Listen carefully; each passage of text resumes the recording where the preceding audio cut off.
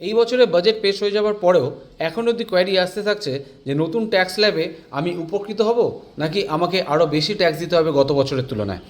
দেখে নেওয়া যাক একটা এক্সাম্পল দিয়ে যে যদি ইনি হলেন র্যাঞ্চোর যার স্যালারি হচ্ছে 12,75,000, ইনি হচ্ছেন ফারহান যার স্যালারি হচ্ছে 16,75,000, ইনি হলেন রাজু যার স্যালারি হচ্ছে 24,75,000।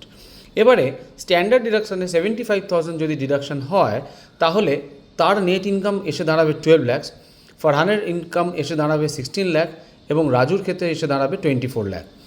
তাহলে ট্যাক্স হওয়া উচিত 60,000, 1,20,000 for Farhan and 3 lakhs for Raju.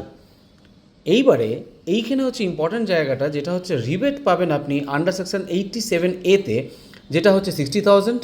এনার ক্ষেত্রে যেহেতু 12 লাখসের উপরে হয়ে যাচ্ছে এনার ইনকামটা, সেই ক্ষেত্রে এটা হয়ে যাচ্ছে 0 রিবেট এবং রাজুর ক্ষেত্রেও এসে দাঁড়াচ্ছে 0 রিবেট।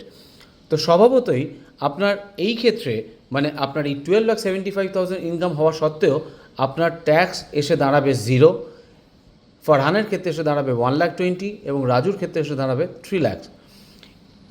তার মানে আমাকে দেখে নিতে হবে গত বছরের তুলনায় আমি এগিয়ে রইলাম না পিছিয়ে গেলাম। গত বছরে এই র্যাঞ্চোকেই পেমেন্ট করতে হতো ট্যাক্স হিসাবে 90,000, এখানে ফারহানকে দিতে হতো 1,80,000 এবং রাজুকে দিতে হতো 4,20,000।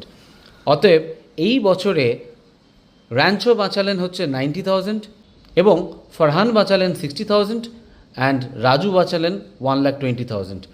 এবারে প্রশ্ন আসে, এই 90,000, 60,000 বা 1,20,000 যে আপনি সেভ করলেন, এই টাকাটা দিয়ে আপনি টিভি ফ্রিজ কিনবেন নাকি ভবিষ্যতে আপনার ফাইন্যান্সিয়াল প্ল্যানিংটাকে আরও মজবুত করার জন্য নিজের প্ল্যানিংটাকে সঠিকভাবে করবেন। তাই প্ল্যানিংয়ের প্রপার সাজেশন নেওয়ার জন্য যোগাযোগ করুন www.surojitKala.com।